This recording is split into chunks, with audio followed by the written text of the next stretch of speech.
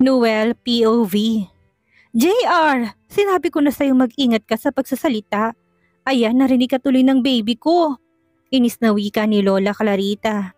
JR ang tawag sa akin ni Lola. JR as in Junior dahil pareho kami ng pangalan ni Dad.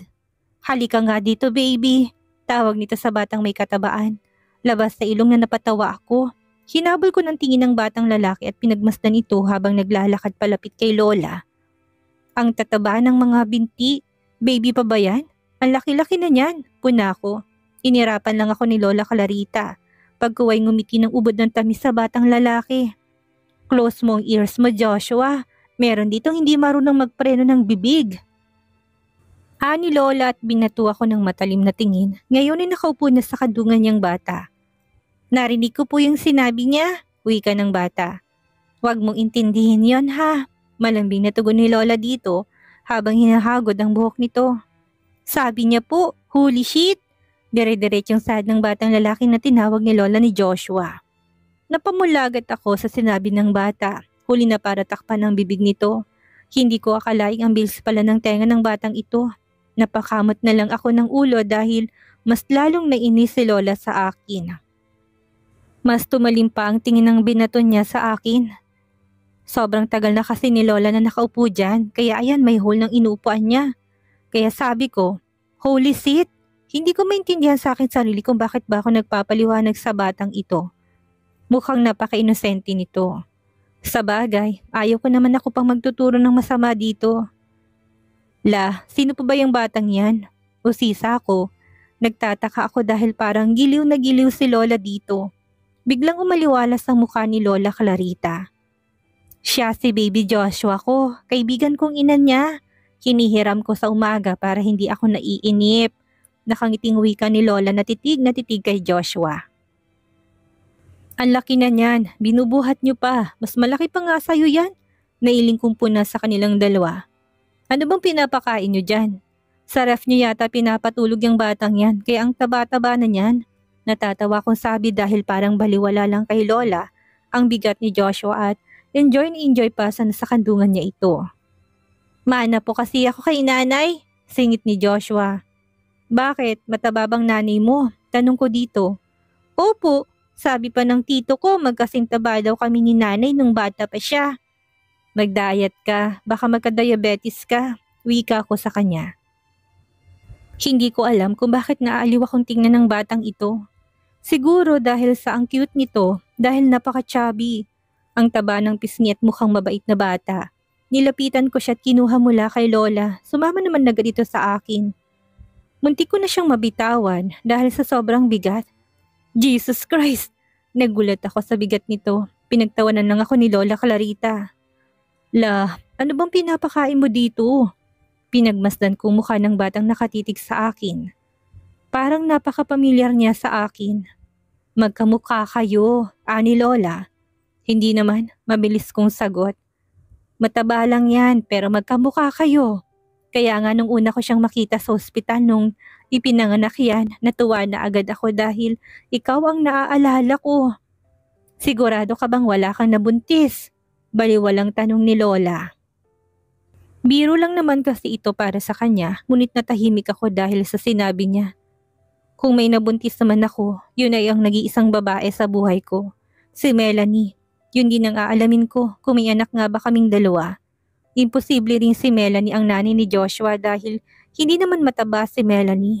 Dibdib lang ni Melanie ang malusog. Bukod dun ay wala na. Hindi ako ang tatay ng batang yan. Sobrang sexy po ng girlfriend ko. Siya rin ang pinakamaganda nung college kami. Kaya nga ginawardyahan ko na kaagad si Melanie noon dahil baka maunahan pa ako ng iba. Maganda rin po si nanay ko. Singit naman ni Joshua na hanggang ngayon ay buhat ko pa rin na titig to sa aking muka. Napangiti na lang ako sa kakyutan ng batang ito. Ang tatay mo, pag-usisa ko. Nasa malayo po, nagtatrabaho. Mabilis nitong sagot. Mag-diet ka, ang bigat mo. Wika ako kay Joshua dahil nangalay na ako. Sa kakyutan nito ay hindi ko napigilang halikan ito sa pisngi. May kung anong parang humaplos sa aking puso. Siguro iniisip ko na kung may anak nga kami ni Melanie, ay kasing edad lang siya ng batang ito. para tuloy ako nakaramdam ng pananabik na hindi ko maipaliwanag. Napayakap ako ng mahigpit kay Joshua at napanalangin. Sana anak kong batang buhat ni Melanie sa mall. Narinig ko may tumatawag sa aking cellphone kaya binaba ko si Joshua at bumalik naman to sa paglalaro. Lumapit to sa sofa at dinampot ang rubber duck na initsa ko kanina. Pinisil-pisil pa nito ang laruan para patunugin to. Iniwan ko sila at nagtungo ako sa kusina upang kumuha ng mainom habang nakikipag-usap sa telepono. Palibhasa ay naiwan ko sa Manila ang aking trabaho kaya ilang beses na rin ako nakakatanggap ng tawag mula sa aking sekretarya. Palagi ko ring bitbit ang aking laptop upang silipin ang mga emails na nare-receive ko sa trabaho. Nagtungo ako sa isa sa mga silid sa taas ng bahay dahil may online meeting ako kaya kailangan ko ng tahimik na lugar. Inabot din ng halos 1 oras ang conference meeting. Nang matapos ay sinara ko ng aking laptop at lumabas ng silid. Nasa hagdan pa lang ako'y narinig ko nang naghahagikikan ng mga tao sa ibaba. Parang ang saya-saya nila. Napapangiti ako dahil naririnig ko rin ang cute na tawa ni Joshua. Ang sarap pakinggan ng tawa nito. Parang tawa ng isang anghel na nakakapagpagaan sa dibdib, lalo na't kagagaling ko lang sa pakikipag-usap sa mga katrabaho tungkol sa problema sa kumpanya. Kaya siguro giliw na giliw si Lola dito na akala mo naman ay tunay na apo na niya kontratuhin. Mabuti naman at may pinagkakaabalahan siya dito sa probinsya. Lola, ang ganda po ni Tita Elma, boses ni Joshua. Nakita ko si Lola na tawa ng tawa. Oo apo, ang galing mo talaga, anito. Napakunot ang noo ko sa pinag-uusapan nila. Anong pinagkakatuwaan niyo dyan? Curious kong tanong. Nanlaki ang mga mata ko nang humarap sa akin ang kasambahay ni Lola na si Manang Elma. Mukha itong clown sa kapal ng make-up, parang pinaglaruan ang mukha nito. Lalong nalaki ang mga mata ko nang makitang hawak ni Joshua ang isang makeup kit at masayang masaya to na nilalagyan ng lipstick si Manang Elma. What the heck? Mabilis akong lumapit kay Joshua at inagaw ko sa kanyang hawak nitong lipstick at makeup kit. Ano pinagagawa niyo? Kalalaking tao nitong bata, tinuturuan niyo ng mga ganyang bagay. Galit na sabi ko sa kanila. JR, nagkakatuwaan lang naman kami. Paliwanag ni Lola. Iba na lang ang pagkatuwaan niyo. Huwag ka na ulit maglalaro nito ha. Baling ko kay Joshua habang nanggigigil ako sa lipstick na hawak ko. Natigilan ako nang makitang natulala ito habang nalalaki ang mga mata sa gulat. Nanginginig ang mga mata dahil sa namumuong luha. Napatda naman ako dahil sa naging reaksyon niya. Bigla ko nag-alala na baka natakot ko siya dahil sa reaksyon ko kaya agad ko siyang binuhat. Don't cry. Hindi galit si Tito sa'yo. Alo ko dito at hindi ko mapigilang halikan siya sa ulo. Napailing na lang si Lola at kita kong inis nito sa akin ngunit ang atensyon ko ay mas nakatuon kay Joshua na ngayon ay pigil na pigil ang pag-iyak. May kung anong tumusok sa puso ko nang makitang pumatak na lang ang luha nito na hindi man lang humihikbi. Hindi ko alam kung bakit bigla na lang pumasok sa isip ko ang itsura ni Melanie nung huling araw ko nakita siyang kanyang mukha. Pumapatak lang ang mga luha ni Melanie at tahimik na umiiyak, nawaring kinikimkim sa loob kung ano man ang nararamdaman. Parehong-pareho ni Joshua ngayon. Sorry, usal ko. Hindi ko alam kung para kay Joshua o kay Melanie ang salitang binitawan ko. Parang natunaw ang aking puso nang makitang ngumiti si Joshua sa akin at kahit may namumupa ulit na luha sa loob ng mga mata nito, dinukot ko ang panyo sa loob ng aking bulsa at pinahid ang luha nito bago pa man to pumatak ulit. Hindi ko maintindihan kung bakit si Melanie ang nakikita ko sa kanya. Sana'y ganito rin ang ginawa ko kay Melanie noong umiiyak siya. Sana pinahid ko rin ang mga luha niya sa pisngi at hindi yung basta ko na lang siyang tinalikuran at iniwang luhaan. Maingat kong ibinaba si Joshua. Wait, may kakausapin lang ako sa telepono. Paalam ko sa kanila. Nagtungo ako sa veranda upang makalayo sa kanila dahil parang hindi ako makahinga. Namalayan ko na lang na pumapatak na ang aking mga luha bago pa man ako nakalabas. Hanggang ngayon ay parang sinasaksak pa rin ang aking puso tuwing naalala kong araw na sinaktan ko si Melanie. Ilang taon na ngunit sariwa pa rin sa isipan ko ang nangyari. Nangihinayang ako sa 6 na taong sinayang ko. Masaya sana kami ngayon at may mga anak na rin. Kamusta ka na, Melanie? Napatawad mo na ba ako? Mahal mo pa ba ako? Kasi ako, mahal na mahal pa rin kita. Narinig kong may tumatawag sa aking cellphone. Si Tito Jose ang tumatawag. Kaibigan siya ng pamilya namin. Nabalitaan niya nandito ako sa Quezon ngayon at umuungot ito na makipagkita sa akin. Matapos namin mag-usap ay binalikan ko sina Lola sa loob ng bahay. Nadatnan ko silang dalawa na lang na nagbabasa ng children's book. La, alis na muna ako. Paalam ko kay Lola Clarita. Kadarating mo lang, aalis ka na kaagad. Nagtatakang tanong niya. Pupuntahan ko si Tito Jose, itutour daw niya ako sa kumpanya niya. Ipinaliwanag ko kay Lola kung bakit kailangan kong umalis na. Kaibigan ng pamilya namin ang pamilya ni Tito Jose Cordova, kaya kilalang kilala rin ito ni Lola. Huwag mong sabihing ikaw ang bibili ng share, ani Lola. Nabalitaan ko rin ipinagbibili ng kapartner ni Tito Jose ang share ng kumpanyang pag-aari nito dahil magre-retiro na daw at wala namang anak para pagsalinan. Hindi la, may papakita lang siyang project sa akin. Wala akong balak na kumuha na naman ng panibagong negosyo sa ngayon. Hindi rin naman basta-basta yung halaga ng share na binibenta nila. Hindi na nga ako maganda o gaga sa negosyo ng pamilya natin. Dadagdagan ko pa. Matagal na kasi niya akong pinabibisita sa company niya. Nandito na rin naman ako, kaya pagbibigyan ko na. Patuloy ko pa. Pagkatapos kong magpaalam kay Lola, itinawag ko si Joshua at kagad naman tong lumapit sa akin. Alis ka na po, Tito JR? Mukhang narinig pala nito na nagpaalam ako kay Lola.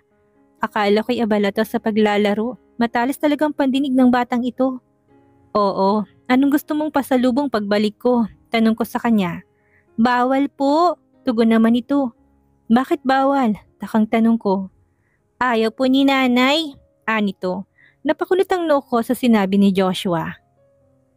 Ayaw kasi ng ina niya na nasasanay sa luho ang anak niya. Baka daw masanay. Si Lola Clarita nang nagpaliwanag. Pagkuwan ay may binulong sa akin. Medyo hikaws kasi sa buhay kaya ayaw sanay ng ina sa material na bagay. Bulong ni Lola sa akin upang hindi marinig ni Joshua. Oh, napatango na lang ako. Nakaramdam ako ng awa sa bata. Ang cute pa naman ito at hindi halatang hirap sa buhay. Parang may kumulat sa aking puso habang pinapanood ko siyang masayang-masaya na sa rubber duck na pinaglalaroan nito. Sigurado ka na ayaw mo ng robot? Mas okay yun kesa sa make-up. Gate ko pa sa kanya dahil sa awat munti ko pang napaiyak kanina. Wag na po, marami naman pong books si Lola. Mamaya magbabasa kami. Anito. Buo talaga ang pasya nito na huwag tumanggap ng kahit na ano. Ginulo ko ang kanyang buhok. Fried chicken, favorite niya. Ani Lola. Nakita ko namang umaliwala sa mukha ni Joshua. Napatawa na lang ako sa reaksyon nito. Ayaw tumanggap ng laruan pero hindi naman makatanggi kapag fried chicken. Sige, pagbalik ko, magdadala ako ng maraming fried chicken. Kasasabi ko lang sa kanya kanina na mag-diet tapos ako pa itong nag-alok ng pagkain sa kanya. Napapailing na lang ako sa aking sarili. Malamang ay konsentidor ako kung magkakaanak ako. Thank you po! Masayang sabi ni Joshua, ngunit halatang nahihiya. Hug mo ng tito, aalis na ako. Ibinok ako ang aking braso. Lumapit naman agad si Joshua sa akin at yumakap. Ginantihan ko siya ng yakap at halik sa ulo. Sa labas pa lang ng building ay sinalubong na ako ni Tito Jose nang malaman itong kapaparada ko lang ng sasakyan. Finally, nakarating ka na rin dito sa kumpanya namin. Masayang bati sa akin ni Tito. Pasensya na Tito, masyadong hectic ang schedule natin sa Manila. Patuloy kami naglakad palapit sa building. Sigurado ka ba talaga na ayaw mong bilhin yung share? Ikaw ang una kong inalok dahil alam kong malaking maitutulong mo sa kumpanya namin. Muli na naman niya akong kinulit tungkol sa share na pinabibili nito. Hindi talaga Tito, pero kakausapin ko si Dad about this. Baka may iba siyang plano, tugon ko. Okay, I'm giving you 1 week para pag-isipan dahil marami na nagpaparamdam sa akin na gusto nilang bilhin ng share. Habang nagsasalita siya napansin ko mga empleyadong babae na papalabas. Lunch break nila. Wika ni Tito dahil nakita niyang hinahabol ko ng tingin ng mga empleyado. Hindi ako interesado kung anong gagawin ng mga to. Nakuha lang ng atensyon kong uniform na suot ng mga to. Katulad yun ng suot ni Melanie nang makita ko siya sa mall. Bigla tuloy akong kinabahan. Tito, kayo lang bang may ganyang uniform? Tanong ko. I know it's a stupid question, kaya nga uniform para ma-identify kung saan nagtatrabaho o pumapasok. Ngunit gusto ko lang talagang makasigurado sa aking hinala. Oo naman, bakit mo na itanong? Ani Tito Jose. Inalis kong tingin sa mga empleyado at hinarap si Tito Jose. Tito, I've decided to buy the share. Halata sa mukha ni Tito Jose ang pagkagulat sa sinabi ko. Kasasabi ko lang na hindi ako interesado sa kumpanya tapos bigla kong sasabihin na bibilhin ko na ang share. Wow! Usal nitong hindi makapaniwala. I'm going to buy the share but with the condition. I want it processed immediately and I want to be in charge of managing it here. Sad ko. Walang problema sa akin yan. But what made you change your mind all of a sudden? Takang-takang tanong ni Tito sa akin. This place has a unique charm that has completely captured me and makes me want to stick around. Nakangiti kong tugon. And I think I found her. Sigaw ng utak ko. Parang gusto kong magtatalon sa sobrang saya at yakapin si Tito Jose sa mga oras na ito. Abot kamay ko na si Melanie. Kunting tiis na lang ay makikita ko na siya. Hindi ko akalain na sa dinami-dami ng lugar na pwede ko siyang makita ay dito lang pala sa kumpanya. Ni Tito Jose ko siya makikita. Ilang beses na rin niya akong kinukulit na bumisita dito, ngunit hindi ko siya pinagbigyan. Mukhang hinihila talaga ako ng pagkakataon na mapadpad dito. Una ay ang pag-imbita ni Laika sa akin sa restaurant nito. Si Lola pa nga pala na palagi na lang nangungulit sa akin na bisitahin siya dito sa Quezon. At itong huli nga ay dito sa kumpanya ni Tito Jose na Luz Vimin Properties. Napatawa na lang ako sa aking sarili nang maisip na basta ko na lang binili ang share nang hindi ko malang pinag-aaralan o pinag-iisipan. Hindi rin basta-basta ang halaga na ilalabas ko para bilhin ng share. Napakahigpit ko pa naman pagdating sa mga ganitong usapin.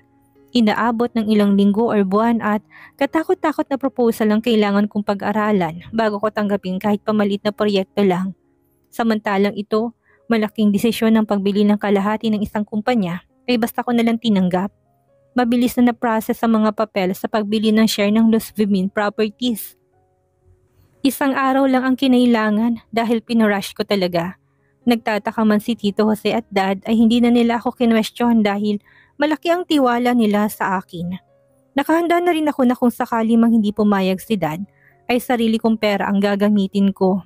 Wala man ito sa plano ay alam ko kung paano to i-manage. Ginagawa pa lang ang proposal ay nasa building na ako maghapon. Umaasa na makikita ko si Melanie. Si Melanie lang naman ang tanging dahilan kung bakit ko binili ang kumpanya.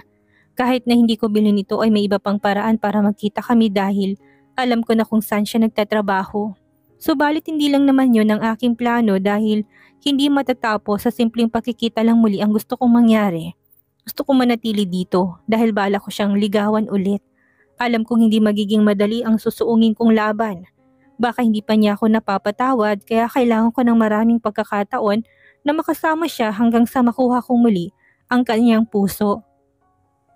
Kapag ako nang namamalakad ay gagawa ko ng paraan para mapalapit siya sa akin. Kagaya ng bigyan siya ng posisyon sa kumpanya na laging malapit sa akin. Kagaya ng pagiging sekretarya ko o kung anumang posisyon basta palagi ko siyang makakasama. Kagaya ng ginawa ko ng college pa lang kami na nag-imbento ako ng kung ano-anong dahilan para lang maging girlfriend siya. Tapos ng lunch break ng mga empleyado hindi ko pa rin nakikita si Melanie. Nag-ikot-ikot ako sa buong building upang magmasid-masid, ngunit hindi ko pa rin siya makita. Bigla ako nakaramdam ng kaba. Paano kung hindi siya dito nagtatrabaho at nagkamali lang ako ng pagkaalala sa suot nitong uniform. Napapikit ako sa aking katangahan. Sa sobrang kasabikan ko kay Melanie hindi na ako nakapag-isip ng matuwid. Hindi ko malang kinumpirma kung dito nga ba siya nagtatrabaho. Agad kong tinawagan ng HR upang hingin lahat ng record ng mga empleyado. Dahil ako ang bagong CEO at hindi na sila nagtanong. Nang dalhin nila sa akin ang mga records ay inisa-isa ko ito. Kinakabahan ako dahil nangangalahati na ako sa mga records ay hindi ko pa rin nakikita ang profile ni Melanie. Sa bandang huli nakita ko rin ang record niya. Yes, dito nga siya nagtatrabaho. Maya-maya pa'y nagtataka ako habang binabasa tungkol sa kanya. Hindi siya regular employee kaya pala nakabukod ang papel niya. Mas nagtaka ako nang mabasang nasa pinakamababa ang posisyon niya sa opisina. Paano nangyari yun? Napakatalino ni Melanie kaya nga scholar ito noong college. Inaasahan ko pa naman isa siya sa mga team leaders or higher positions. Napakunot ang aking noon nang mabasang first year college lang ang naabot niya. Ibig sabihin ba hindi na siya nagtuloy ng pag-aaral pagkatapos naming maghiwalay? Ano ba talagang nangyari noon at bakit bigla na lang siyang nawala? Imposible namang dahil lang sa naghiwalay kami dahil alam ko napakalaki ng pangarap ni Melanie at palagi niyang kinakwento sa akin yun noong kami pa. At bakit ba siya inakusahan ng sariling tiyahin nito na sumama kay Albert na anak ng dating katiwala? Kung totoo man yun, anong dahilan? Isa lang ang nasisiguro ko. Hindi niya magagawang makipagtanan sa ibang lalaki dahil alam kong mahal na mahal niya ako. Melanie Rojas, status, single. Nakahinga ako ng maluwag, napasandal ako sa aking upuan at nagpakawala ako ng malakas na hininga dahil isa sa mga kinatatakutan ko ay ang malamang kasal na ito. Nakakita ako ng napakalaking pag-asa para sa aming dalawa. Natapos ang buong araw ay hindi ko nakita kahit anino ni Melanie, ngunit baliwala sa akin yon dahil baka absent lang ito. Ang mahalaga ay malapit na ako sa kanya. Paghahandaan ko na lang ang aming unang pagkikita. Kinabukasan ay masigla akong pumasok sa trabaho dahil na-finalize na ang pagsasali ng share at officially ay hawak na namin ang 50% share ng Luz Vimin Properties. Excited akong pumasok at pinaghandaan ko ang araw na ito. Hindi ako balidosong tao, ngunit napakatagal kong nakaharap sa salamin bago umalis sa hotel na tinutuluyan ko upang siguraduhin napakagwapo ko kapag nakita kami ni Melanie. Buong araw ako naghintay ngunit wala na namang Melanie nagpakita. Ganon din sa ikatlong araw nang dumating ako sa kumpanya. Kating-kati na akong malaman kung bakit hindi siya pumapasok. Hindi ko naman magawang magtanong sa HR dahil baka magtaka ang mga to. Kung ako lang ang tatanungin, ay wala akong pakialam kung magtaka man sila sa akin. Ang inaalala ko si Melanie. Kilala ko siya. Ayaw na ayaw niya na nakakatawag siya ng atensyon ng ibang tao. Kagaya nung college pa kami. Naalala ko pa na galit siya sa akin nung ipinagkalat kong girlfriend ko siya. Ayoko nang maulit yun at baka mabudget lang ako ngayon. Konting tiis na lang. Kinabukasan ay dumating si Laika upang bisitahin ako kasama anak nitong si Jane. Masaya ako na natagpuan mo na siya. Gusto ko rin siyang makita para mag-sorry. Kung hindi dahil sa akin, hindi kayo magkakaganito. I owe her a huge apology. Ani Laika, matapos kong ikwento ko sa kanya kung anong nangyayari. I can't wait to see her again, wika ko. Sana mapatawad niya ako. Kinakabahan kong sabi. Kung kinakailangan, tutulong ako na magpaliwanag sa kanya. Matatahimik lang ako kapag nagkabalikan na kayo. Ani Laika. Salamat. Narinig kong pagkatok ni Miss Mercy Abalos sa pintuan. Siya ang sekretary ni Tito Jose at pansamantala ay tumatay ang sekretarya ko habang naghahanap pa ako. Agad tong pumasok nang sumagot ako. Sir, ito na po yung documents na pinapatapos nyo. Nito't inabot sa akin ng papel. Good morning ma'am, bati ni Mercy kay Laika. Ngitian at binati rin ito ni Laika. Miss Abalos, can you give me 5 copies of each ASAP? I need it before noon. Kaya ba? I heard naglolo ko yung Xerox machine. Tanong ko kay Mercy. Kaya po sir, nandyan po kasi si Melanie. Marunong po siyang mag-troubleshoot, ani Miss Abalos. Nagkatinginan kami ni Laika nang marinig ang pangalang binanggit ni Miss Abalos. Parang may mga paru-paro ang nagliparin sa aking dibdib. Finally, she's here. Sigaw ng puso ko. Napatayo akong bigla. Parang gusto ko nang magtatakbo palabas para puntahan ito. Nagulat ang sekretarya nang bigla akong tumayo. Hindi naman nakawala sa akin ang pagpipigil ng tawa ni Laika. Tumikim ako at kunwari binalik ang document sa kanya. What do you mean? Nandyan na kamo yung nagte-troubleshoot? Kunwari ay nag-usisa lang ako sa mga nangyayari. Ngunit ang totoo ay kating-kati na ako makarinig ng kahit na anong balita tungkol kay Melanie. 3 days po siyang absent. Nagkasakit po kasi yung anak niya. Tumawag po kasi siya nung isang araw kaya ko na lamang hindi siya makakapasok. May anak si Melanie. Siguradong ako ang ama ng anak nito. Ilang taon na ba ang anak niya?